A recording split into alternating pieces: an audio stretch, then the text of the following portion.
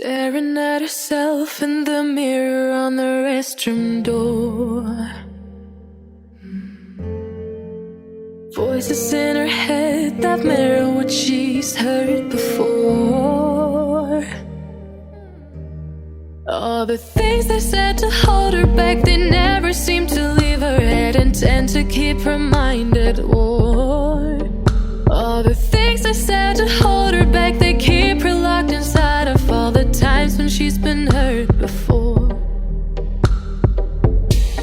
Her eyes are swollen as she tries to hold her tears back.